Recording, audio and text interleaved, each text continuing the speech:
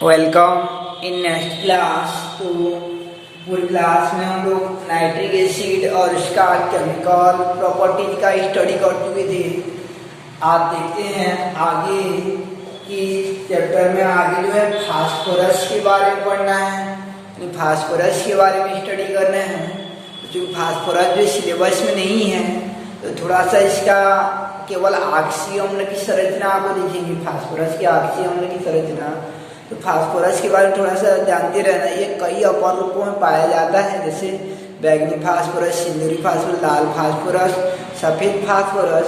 इनमें से सफ़ेद फास्फोरस जो है वह प्रकृति में विषैला प्रकृति का रहता है, विष नेचर का रहता है, जिसका उपयोग चूहा मार दवा बनाने में किया जाता है। और लाल फास्फोरस का उपयोग जो माचिस की तिल्ली बनाने में किया जाता है। और फास्फोरस कारखाने में काम करने वाले कारीगरों को याद रखे रहना कि जबड़े में कैंसर उत्पन्न हो जाती है कि फास्फोरस की विषैली प्रकृति के कारण। और एक कि फास्फोरस का एक जहरीली गैस होता है PH3, जिसे फास्फिन कहते हैं। ये अत्यंत जहरीली गैस होता है फास्फिन जो है। और इस फास्फिन का उपयोग जो है कि यानी स्मोक स्क्रीन बनाने में किया जाता है। 26 जनवरी अगर में आप लोग देख रहे होंगे कि एरोप्लेन से यानी उसके धुआं से जो आपका तिरंगा बनाया जाता है, तो यह इस गैस का उपयोग करके स्मोक स्क्रीन बनाने में किया जाता है, यानी धूम्रपट कहा जाता है जिसे।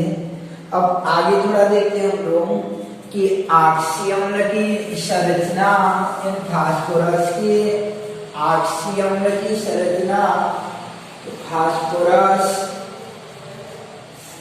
की ऑक्सी अम्ल यानी ऑक्सी अम्ल की संरचना।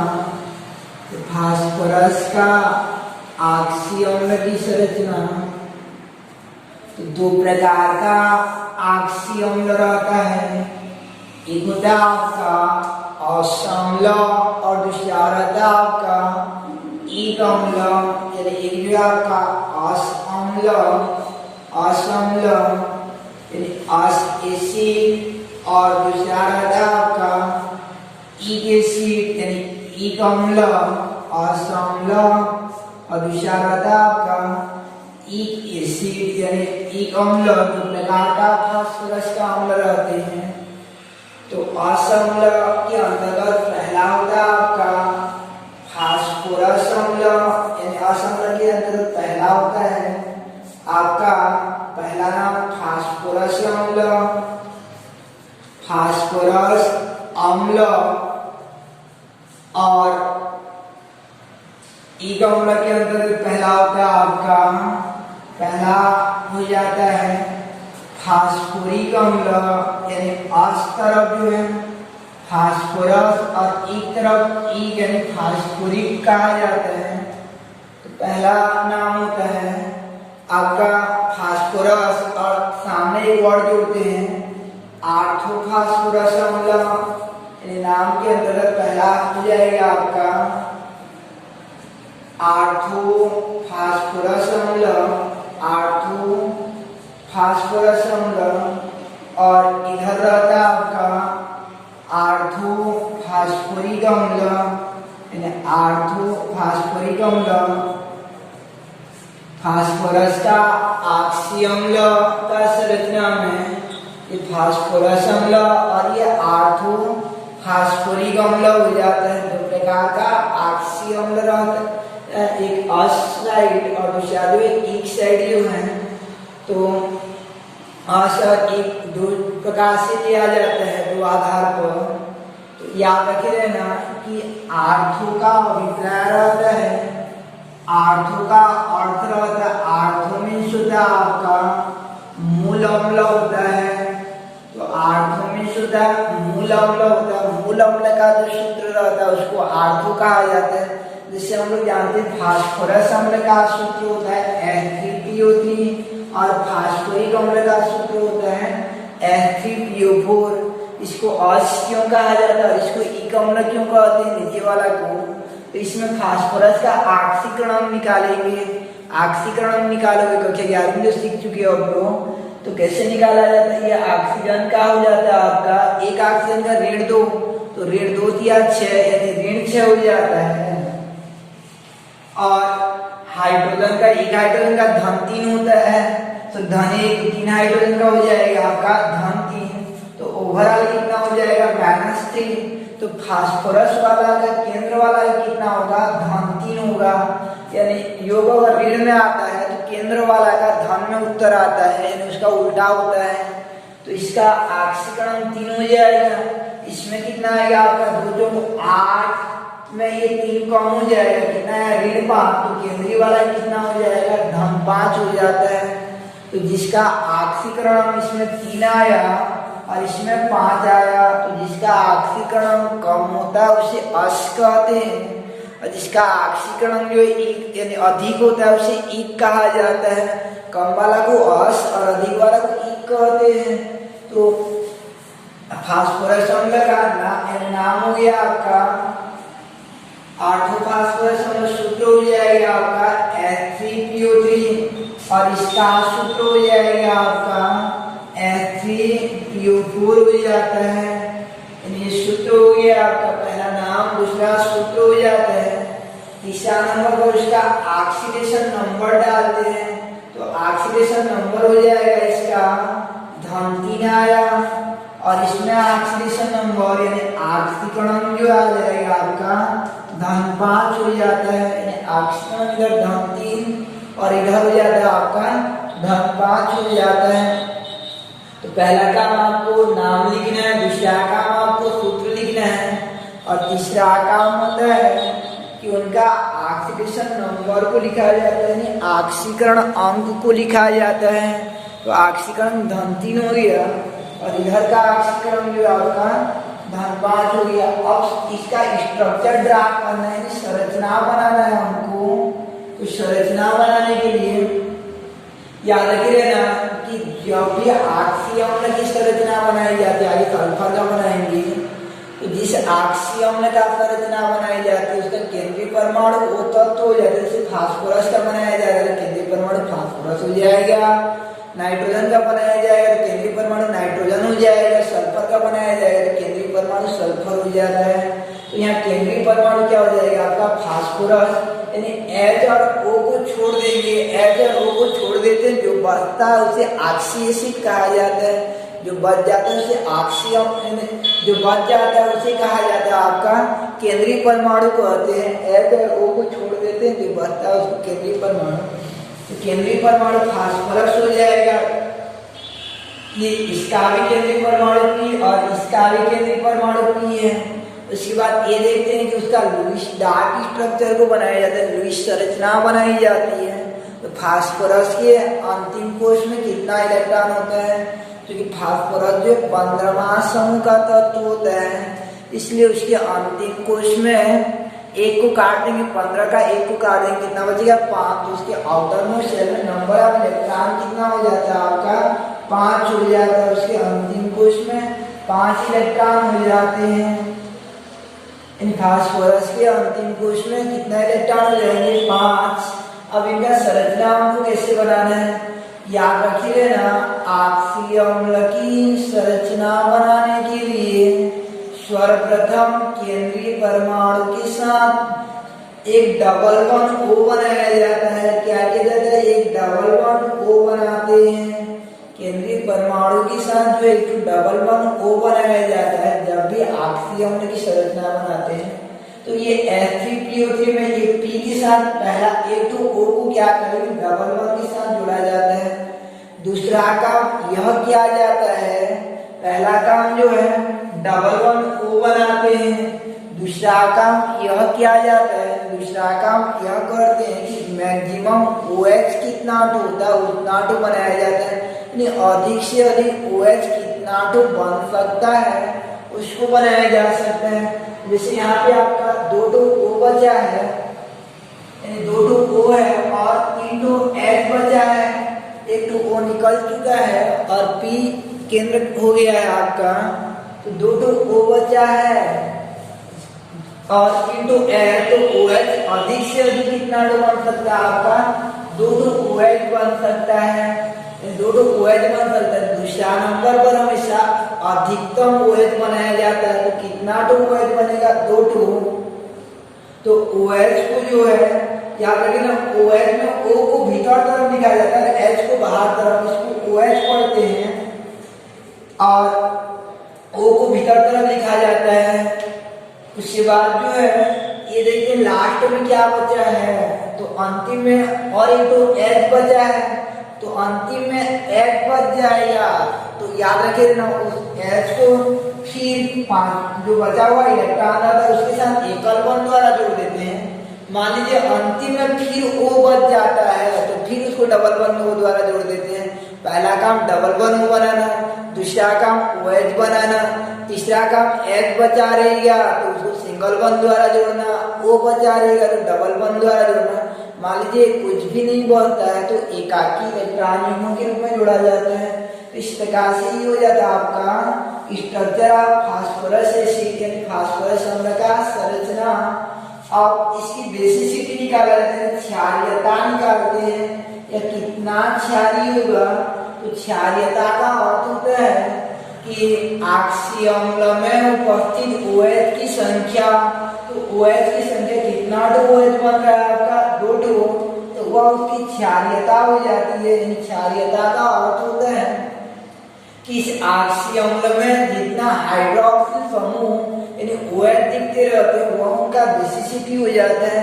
तो इस प्रकार से ही आपका केंद्रीय यानी फास्फोरस के ऑक्सी अम्ल की संरचना के अंतर्गत पहला फास्फोरस अम्ल की संरचना हो जाती है और इसको प्रयास किया जाता है क्योंकि इसी केंद्रीय परमाणु पर sp3 हाइब्रिडाइजेशन होता है। कौन सा संकरण होता है? sp3, क्योंकि सिग्मा बॉन्ड 1 2 3 4 तो सिग्मा बॉन्ड हो रहा है आपका केंद्रीय परमाणु के साथ, इसलिए sp3 संकरण होता है। सिग्मा बॉन्ड की संख्या का Lp की संख्या के आधार पर sp3 संकरण होगा, इसलिए इस आकृति को चतुष्पद की आकृति के रूप में बनाया जाता है। अब इस साइड की संरचना को देखते हैं। तो पहला काम क्या रहता है आपका कि डबल बॉन्ड O बनाया जाता है। पहला काम क्या रहता है आपका? डबल बॉन्ड O बनाया जाता है। तो इस 4 O में से पहला एक तो जो डबल बॉन्ड O बनाने में पार्टिसिपेट होगा, डबल बॉन्ड O बनाने में पार्टिसिपेट होगा।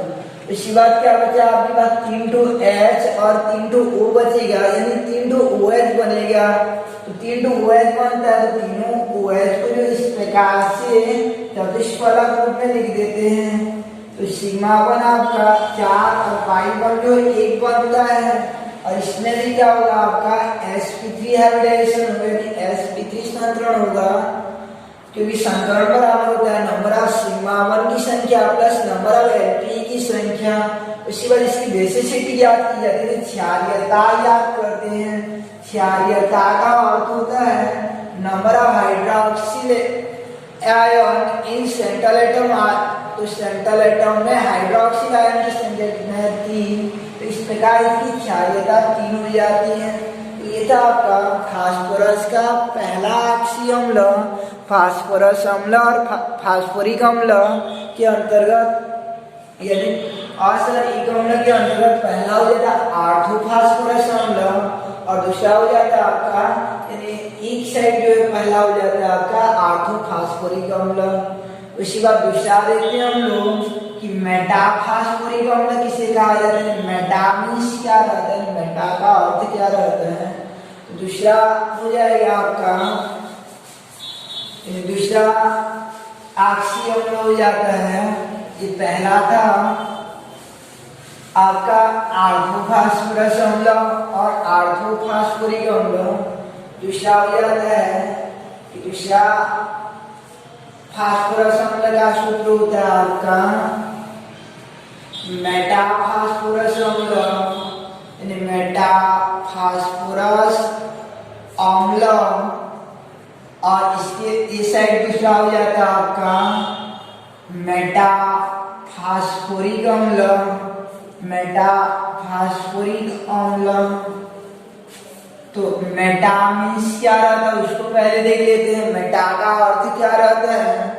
मेटा किसे कहा जाता है? मेटा का अर्थ होता है मूल अम्ल से, मूल एसिड से, मूल अम्ल से जब एक तो जल को बाहर निकाल देते हैं, मूल अम्ल से जब एक तो जल बाहर निकाल दिया जाता है तो उसे बनने वाला जो नया यौगिक रहता है उसे कहा जाता है मेटाफॉर्म कहा जाता है, मेटारूप कहा जाता है। यानी एक तो जल का अणु बाहर निकाल दिया जाता है तो उसे कहते हैं मेटा कहा जाता है। जैसे आपका मूल अम्ल का क्या सूत्र था, फास्फोरस वाला का F3PO3 था, तो यहाँ से एक तो जल निकाल देंगे तो दो तो H में 3 H में से 2 H चला जाएगा तो आपका एक H बचेगा। P तो इसमें नहीं है तो P क्यों एक ही तो बचा रहेगा। अब O3 में O घट जाएगा तो कितना बचेगा O2, तो HPO2 बनता है। तो मेटाफास्फोरस अम्ल का सूत्र हो जाता है आपका, मेटाफास्फोरस अम्ल का HPO2 हो जाता है और मेटाफास्फोरिक अम्ल का हो जाएगा कि मूल फास्फोरिक अम्ल का सूत्र F3PO4 था तो वहां से वाटर मॉलिक्यूल्स को रिमूव कर देंगे तो बन जाता है आपका H3PO3 हो जाता है, HPO3 हो जाता है। सूत्र का नाम हो जाएगा आपका, सूत्र हो जाएगा HPO3 और HPO3 का नाम क्या होता है, मेटाफास्फोरिक अम्ल। तो मेटा का अर्थ याद रखे रहना कि मूल अम्ल से जल को मेटा तो मेटा बनता है, मूल अम्ल से जल को मिटा देंगे भी निकाल देंगे तो मेटा बन जाता है। याद कैसे रखना है, मूल अम्ल से जल को मेटा, यानी मूल अम्ल जो रहता है उससे जल को मिटा देंगे, जल में 2 to H और A to O को कम कर देंगे, जो बचेगा उसको क्या कहा जाता है, मेटा कहा जाता है। तो मेटा का अर्थ रहता है मूल से जल को मेटा, यानी पानी को मिटा देंगे तो मेटा बनता है, ऐसा याद रखना है। मेटा देंगे तो मेटा बनता है। तो ये होता है आपका मेटाफास्फोरस अम्ल और मेटाफास्फोरिक अम्ल। संरचना बनाना है, केंद्रीय परमाणु P हो जाता है, उसके बाद हमको उसमें 5 इलेक्ट्रॉन। अब पहला काम क्या किया, डबल बॉन्ड O बनाया जाता है, पहला काम डबल बॉन्ड O बनाते हैं। दूसरा काम जो मैक्सिमम OH बनाया जाता है, कितना तो OH बन सकता है, तो केवल एक तो H दिख रहा है तो OH जो आपका केवल एक तो बचेगा बनेगा। अब यहाँ पे कोई भी जो है यानी कोई भी और नहीं बचा जोड़ने के लिए, एक तो H निकल गया है, एक तो P निकल गया, 2 तो O निकल गए हैं। अब इसको क्या किया जाता है, लोन पेयर एक इलेक्ट्रॉन के रूप में छोड़ दिया जाता है, एकाकी इलेक्ट्रॉन के रूप में छोड़ दिया जाता है Lp के रूप में। तो सिग्मा 1 कितना हो गया 1 2 और सिग्मा 1 हो गया आपका 1 2 और Lp हो जाता है आपका, यानी Lp हो जाता है 1, तो 2 धन 1 यानी कौन सा संकरण हो जाएगा, इसमें sp2 संकरण हो जाता है। अब इसकी क्षारीयता देखते हैं हम लोग, क्षारीयता, तो क्षारीयता बराबर क्या होता है आपका OH कितना दिख रहा है 1, तो क्षारीयता कितना हो जाएगा 1। इस संकरण को 11वीं क्लास में बताया कैसे निकालना है, आप वहां से देख सकते हैं।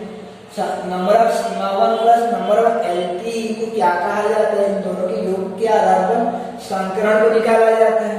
अब ये HPO3 का स्ट्रक्चर बनाना है हमको, मेटाफास्फोरिक अम्ल का, तो केंद्रीय परमाणु P हो जाता है। पहला काम डबल बॉन्ड O बनाना, दूसरा काम क्या रहता है मैक्सिमम OH बनाना, तो मैक्सिमम OH 1 बनेगा, मैक्सिमम OH जो आपका 1 बनता है। इसके बाद जो है तीसरा नंबर पर कि ये जो O रहता है आपका, फिर एक तो O बच गया है, 2 तो O निकले हैं और एक तो O बच गया, तो आखिरी में फिर O बच जाता है, तो उस O को डबल बॉन्ड द्वारा जोड़ देते हैं। उस O को क्या किया जाता है आपका डबल बॉन्ड द्वारा जोड़ दिया जाता है। तो नंबर ऑफ सिग्मा 1 3 हो गया और Lp 0 और पाई 1 2, पाई 1 को संकरण नहीं गिनते हैं, तो सिग्मा 1 1 2 3 हो गया, 3 योगफल आता है तो आपका sp2 संकरण होता है। और इसमें क्षारीयता कितना आ जाएगा, यानी बेसिसिटी इक्वल हो जाता है आपका, क्षारीयता इक्वल टू 1 हो जाता है। तो इस प्रकार से दूसरा आक्सीय अम्ल हो जाता है मेटारूप जो है कि मेटाफास्फोरस अम्ल और मेटाफास्फोरिक अम्ल।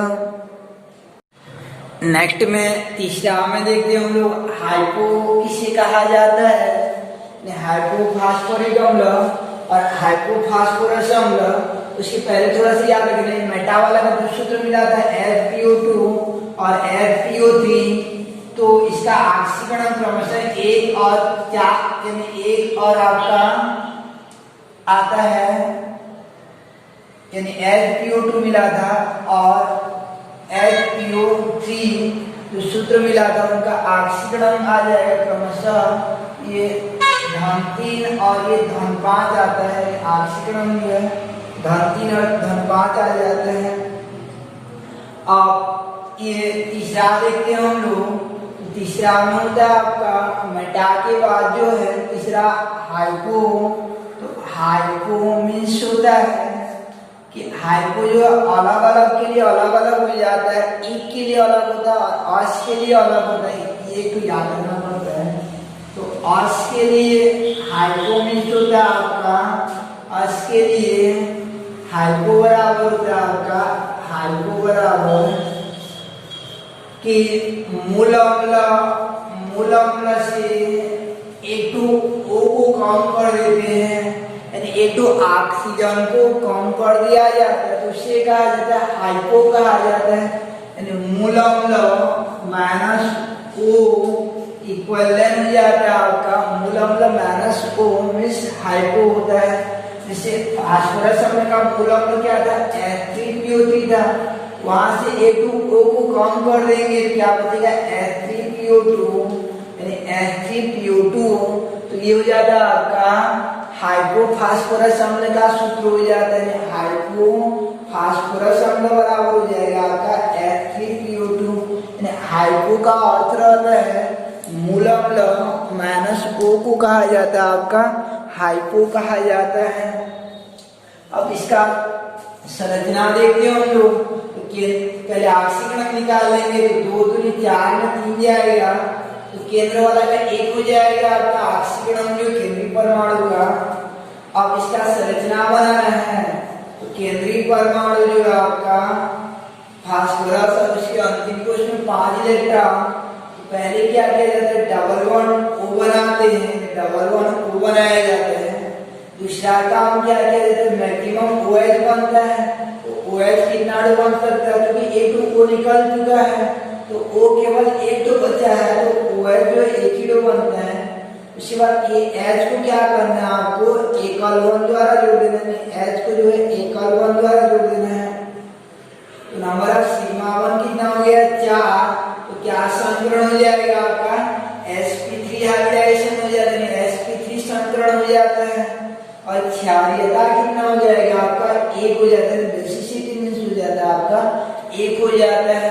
तो ये हाइपो फास्फोरस अम्ल, पहले नाम फिर उसके बाद सूत्र कैसे वो ट्रिक से याद करते हैं। हाइपो मींस होता है माइनस O कम हो जाता है, हाइपो के आखिर में O आता है तो O को निकालना है, ऐसे याद रखना। तो हाइपो में माइनस O तो H3PO2 हो जाएगा और ऑक्सीजन H और संरचना इस प्रकार से हो जाता है। क्षारीयता कितना हो जाएगा उसका 1 हो जाता है। अब ये हाइपो फास्फोरिक अम्ल का देखते हैं, तो मूल इसमें भी अगर हम लोग ऐसा करेंगे मूल अम्ल माइनस O करेंगे तो मूल अम्ल का ये सूत्र है H3PO4, तो H2O को निकाल दें तो H3PO3 बन जाता है, क्योंकि ये साइड सबसे ऊपर में आ चुका था आपका ऑर्थोफॉस्फोरस अम्ल में, यही सूत्र मिल चुका था, इसलिए इसको अलग विधि से निकाला जाता है। तो अस और ई के लिए आपका ई के लिए हाइपो बराबर होता है, ई के लिए होता है आपका हाइपो बराबर, कुछ अलग तरीके से निकालते हैं। ये मूल अम्ल का दोगुना कर देते हैं, मूल अम्ल कर देते हैं, फिर उसके बाद जो है H2O निकालते हैं और H2O निकालने के पश्चात जो आपका फिर O को निकाला जाता है, ऑक्सीजन को निकाला जाता है, मूल अम्ल का दोगुना कर देते हैं। फिर वहां से यानी वहां से जो आपका ये मूल अम्ल का दोगुना करके जो है आपका निकाला जाता है। अस यानी E के लिए जो है हाइपो बराबर होता है, मूल अम्ल का डबल कर देते हैं, 2 गुना मूल अम्ल हो जाता है, फिर H2O निकालते हैं, फिर O को निकाला जाता है, तब जाकर हाइपो के लिए आपका यानी हाइपो के लिए E वाला E के लिए हाइपो वाला सूत्र बनता है तो मूल अम्ल का दोगुना माइनस H2 माइनस O किया जाता है, जबकि अस के लिए सीधा माइनस O किया जाता है। इसमें डबल करके H2O निकालते हैं फिर O को निकालते हैं। जैसे अब देखते हैं क्या होता है। तो मूल E अम्ल का क्या सूत्र होता है आपका, मूल E अम्ल का F3PO4, ये मूल E अम्ल है, E वाला के निकाल रहे हैं तो मूल सूत्र के रूप में E वाला लेंगे यानी F3PO4, वहां से फिर H2O निकालेंगे फिर O निकालेंगे। अब ये दो को गुणा कर देते तो ये कितना H हो जाएगा 6, ये P2 हो जाता है और ये दो जो 8O यानी H6P2O8 हो जाता है। अब यहाँ से क्या करना है आपको H2O रिमूव कर देना है फिर O।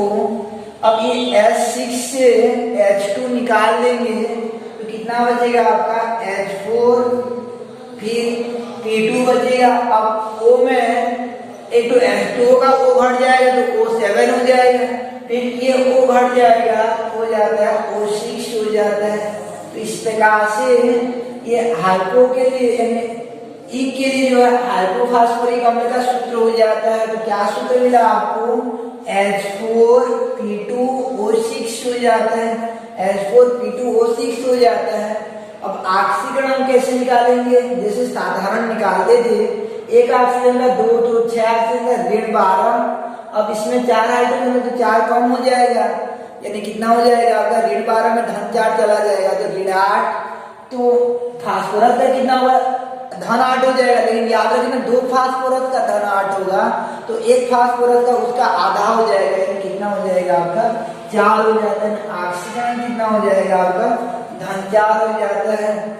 यानी ऑक्सीजन निकालते हैं O और H का हिसाब करते हैं, उसके बाद जो बचता है ना उस जो आता है वो 2 फास्फोरस के लिए आता है तो एक फास्फोरस के लिए जो है इसका जस्ट हाफ कर दिया जाता है। तो इस प्रकार से ये सूत्र हो गया और ऑक्सीजन अम्ल हो जाता है। तत्पश्चात जो है इसका संरचना बनाएंगे। तो अब तक जो संरचना बना रहे थे हम लोग उसमें केवल एक ही भाई आ रहा था, एक फास्फोरस आ रहा था। अब यहाँ से डबल हो जाते हैं, 2 फास्फोरस हो जाते हैं। अब दोनों के अंतिम कोश में 5 इलेक्ट्रॉन है, 2 फास्फोरस हैं, दोनों के अंतिम कोश में 5 इलेक्ट्रॉन है तो दोनों में समानता की जाती है। ये विशेष ध्यान रखना कि पहला काम इसमें डबल बॉन्ड डालेंगे तो इसमें डबल बॉन्ड डालेंगे, दोनों में बराबर किया जाता है। पहला काम डबल बॉन्ड डालना तो इसमें डबल बॉन्ड डाला जाता है तो इसमें डबल बॉन्ड डाला जाता है, इसमें भी डबल बॉन्ड डाल देते हैं। उसके बाद जो अगला काम रहता है आपका कि मैक्सिमम OH बनाना। तो O कितना बचा है 4 और H कितना बचा है 4 तो 4 OH बन सकता है। तो ऐसा बनाया जाता है OH को याद रखे रहना यहाँ पे कि सम संख्या में बनाया जाता है, या तो 2 बनाएंगे या 4 बनाएंगे ताकि दोनों साइड बराबर वितरण हो सके।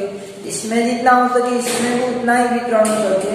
तो 4 OH बनेगा क्योंकि O की संख्या 4 और H की संख्या 4 तो 2 OH को इसमें डाल देते हैं और 2 H को इसमें डाल दिया जाता है आपका, ये 2 OH को इसमें डाल दिया जाता है। अब जो है यानी OH इसमें डाल देते हैं। अब जोड़ने के लिए कुछ नहीं बचा है, जैसे इसको पास 2 एकड़ देते हैं, इसको 2 एकड़, फिर इसका छोटा छोटा टुकड़ा और इसको 2 टुकड़ा दे देते हैं। अब बंटवारा करने के लिए कुछ नहीं, दोनों भाई हैं, दोनों को बराबर बंटवारा कर देते हैं। तो आपस में क्या करते हैं एक ही द्वार में चलते हैं लेकिन आपस में जुड़ जाते हैं, P और P जो आपस में जुड़ जाते हैं। तो ये हो जाता है आपका कि फास्फोरस यानी हाइपोफॉस्फोरस अम्ल का सूत्र हो जाता है ए सिग्मा 1 ए पाई 1 ए सिग्मा 1 ए सिग्मा 1 ए सिग्मा पाई सिग्मा 1 और सिग्मा 1। तो एक फास्फोरस पर विचार करोगे तो एक फास्फोरस के चारों नंबर ऑफ सिग्मा 1 4 होता है। देन इसमें sp3 हाइब्रिडेशन हो जाता है, sp3 संकरण हो जाता है। उसके बाद इसकी क्षारीयता में ओवरऑल कितना OH है उसको देखा जाता है। तो ओवरऑल कितना OH 1 2 3 4 क्षारीयता में दोनों का मिलाकर गिना जाता है। तो क्षारीयता कितना हो जाएगा 4, इसका क्षारीयता कितना था 1 हो जाता है। तो ये हो जाता है आपका हाइपोफॉस्फोरस अम्ल का संरचना हो जाता है। तो हाइपोफॉस्फोरस अम्ल और हाइपोफॉस्फोरिक अम्ल का स्ट्रक्चर हो जाता है। इसके बाद देखिए हम लोग हाइपो के बाद होता है आपका पायरोफॉस्फोरस अम्ल और पायरोफॉस्फोरिक अम्ल जो है इनका भी स्ट्रक्चर बनाते हैं। यानी हाइपो के बाद जो है आपका पायरोफॉस्फोरस अम्ल और पायरोफॉस्फोरिक अम्ल, पायरोफॉस्फोरस अम्ल, पायरोफॉस्फोरस अम्ल और पायरोफॉस्फोरिक अम्ल। पायरो मीन्स क्या होता है उसको देखते हैं।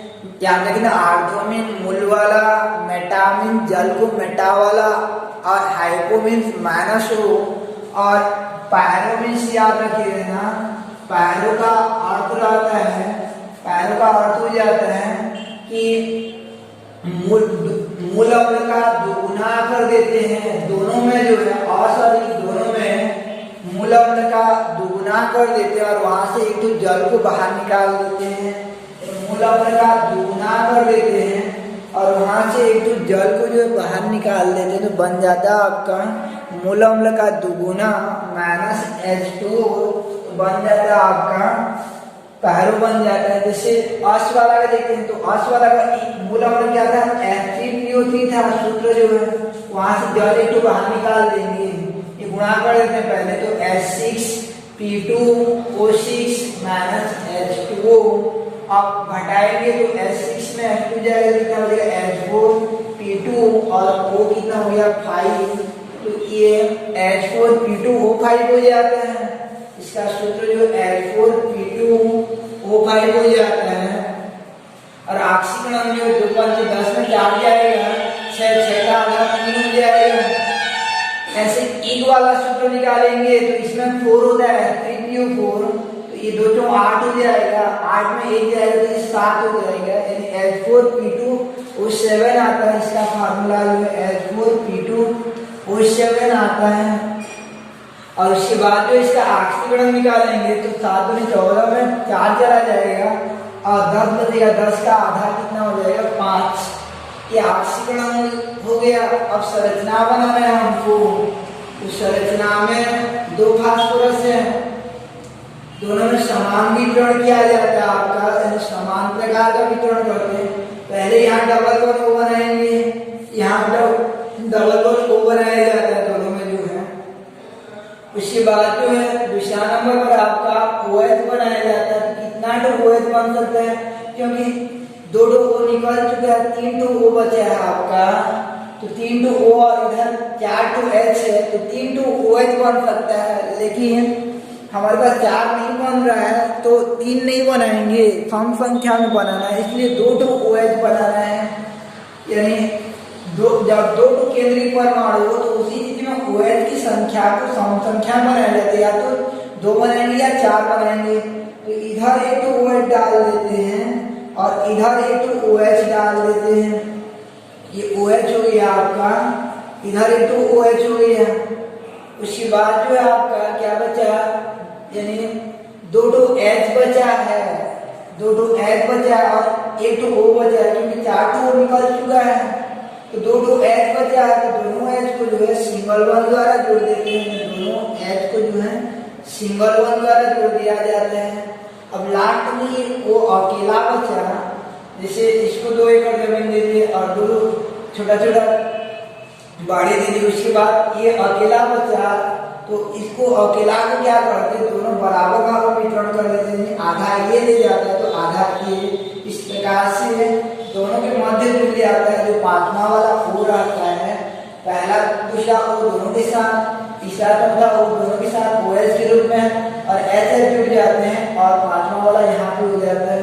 ऐसे इसका संरचना बनाओगे तो आप लोग ऐसा मिलेगा कि पहले डबल बॉन्ड O बनेगा, डबल बॉन्ड O बन जाएगा, फिर OH जो है 4 बनेगा, क्योंकि O बहुत है इसमें जो है आपका 5 बचा है, तो OH जो है 4 पूरा बन सकता है। अब ये OH बन गया। अब 7वां वाला जो O बचता है वो क्या हो जाता है, दोनों के बीच जुड़ जाते हैं। अब इनकी क्षारीयता देखेंगे, जैसी इसकी क्षारीयता इसका 2 हो जाता है और इसकी क्षारीयता 4 हो जाती है। इस प्रकार से ये आपका पैरोफास्फोरस अम्ल हो जाता है और पैरोफास्फोरिक अम्ल हो जाता है। पैरो मीन्स होता है आपका मूल अम्ल का जब डबल करके एक H2O निकाल देते हैं तो पैरोथॉन मिलता है। अब लास्ट में देखते हैं हम लोग कि ये चौथा था आपका पैरोथॉन जो है। अब पांचवा देखते हैं कि पांचवा होता है आपका, पांचवा जो है वह होता है परागशु, यानी परागशु होता है। तो परागशु जो केवल एक साइड बनता है, अस वाला का परागशु नहीं रहता, इसलिए गैप रहेगा और इसका पांचवा रहता है, यानी नाम हो जाता है परागशु। परागशु फास्फोरस फास्फोरिक अम्ल, फास्फोरिक अम्ल। तो पराग, अब इसका सूत्र निकालेंगे तो परागशु मीन्स होता है आपका, याद रखे रहना कि मूल अम्ल से जब H2O बढ़ जाता है, मूल अम्ल से जब H2O बढ़ जाता है परागशु, तो परागशु मीन्स होता है आपका, परागशु जो है ये इसका अर्थ होता है मूल अम्ल यानी मूल एसिड प्लस O यानी H2O एक्स्ट्रा आ जाता है तो उसको परागशु कहा जाता है और उसमें जो बंद रहता है उसको परागसाइड बंद कहते हैं। जैसे H2O रहता है जब, अब इसमें H2O एक्स्ट्रा आ जाता है इसको हाइड्रोजन परागसाइड कहा जाता है। O की अधिकता से परागसाइड बनता है, जिसे परागशु भी कहते हैं। तो मूल अम्ल का क्या सूत्र था, H3PO4 था, तो H2O बढ़ जाएगा तो ये क्या हो जाता है आपका, यानी परागशु फास्फोरिक अम्ल का सूत्र हो जाता है। अब इसका ऑक्सीकरण निकालेंगे तो ऑक्सीकरण जो है कुछ अलग तरीके से निकाला जाता है, इसका जो है यानी इसका ऑक्सीकरण को कुछ अलग तरीके से निकाला जाता है, बाद में देखेंगे। अब इसका संरचना बनाते हैं तो ये केवल 4 रहता है तो कैसा संरचना बनता है, ऐसा सीखे थे H3PO4 का ये संरचना है।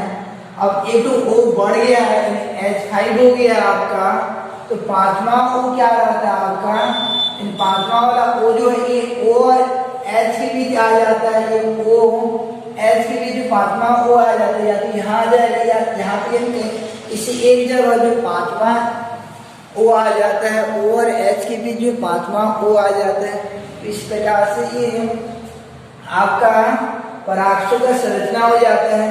अब इसकी क्षारीयता, यानी क्षारीयता जो होता है आपका 3 हो जाता है, 1 2 3, यानी मूल एक अम्ल वाला सूत्र को बनाना है संरचना को, और पांचवा O को क्या करना है, O और H के बीच डाल देना है।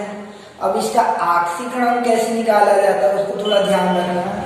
इसमें सिग्मा वन कितना हो गया, 1 2 3, sp3 संकरण हो जाएगा आपका। सिग्मा वन जो 3 होता है, सब में सिग्मा वन डालना, जिनमें छूट गया आपका, और संकरण को जो है। तो अब इसका ऑक्सीकरण को कैसे निकाला जाता है, तो याद रखिए सामान्य स्थिति में ऑक्सीजन -2 फॉर्म में रहता है, लेकिन जहाँ पर O और O के बीच सिंगल बॉन्ड पाया जाता है, O और O के बीच जो एकल बॉन्ड पाया जाता है उसको परागसाइड बॉन्ड कहते हैं। और परागसाइडों में ऑक्सीजन का ऑक्सीकरण -1 होता है, यानी परागसाइडों में ऑक्सीजन का ऑक्सीडेशन नंबर -1 होता है। अब H का हमेशा +1 रहता है, H का +1 रहता है। अब इनका बीजगणितीय योग को निकाला जाता है, बीजगणितीय योग को निकाला जाता है। तो बीजगणितीय योग कितना आ जाएगा आपका, कि इनका बीजगणितीय योग आ जाता है ऋण 2 ऋण 2 ऋण 6, 3 2 ऋण 2 ऋण 6 ऋण 7 ऋण 8 में 1 2 3 कम हो जाएगा, क्योंकि धन 3 एक एक करके धन 3 हो जाएगा, ऋण 8 में 3 जाएगा, ऋण 5 बचेगा, तो केंद्र वाला कितना हो जाएगा आपका, धन 5 हो जाएगा। ऑक्सीडेशन नंबर जो धन 5, सिग्मा वन और पाई वन को सब में डालना है ऐसे केंद्रीय परमाणु में, और sp3 संकरण होता है इसमें भी जो है। तो इस प्रकार से फास्फोरस के ऑक्सी अम्ल की संरचना हो जाती है। आर्थोमिन मूल अम्ल, मेटामिन जल को, मेटा हाइपोमिन माइनस को आपका अस के लिए, और एक के लिए मूल अम्ल का दुगुना -H2 -O, और पैरोमिन होता है आपका मूल अम्ल का दुगुना -O, और परागशु होता है जो केवल एक के लिए होता है, वह मूल अम्ल प्लस O हो जाता है, तो मोल ई का मतलब प्लस O हो जाता है। तो यह आपका पराक्षर जो केवल ई के लिए होता है, यह केवल ई के लिए होता है, आपका ई के लिए। तो ये फास्फोरस के ऑक्सी अम्ल की संरचना हो गया। नॉट हो गया आपका ऑक्सी एसिड का स्ट्रक्चर जो है, इस प्रकार से फास्फोरस के ऑक्सी अम्ल की संरचना ये नॉट हो जाता है। तो इस प्रकार से आप बनाएंगे क्रमशः एक एक करके नॉट जो है ऑक्सी अम्ल का स्ट्रक्चर हो जाता है।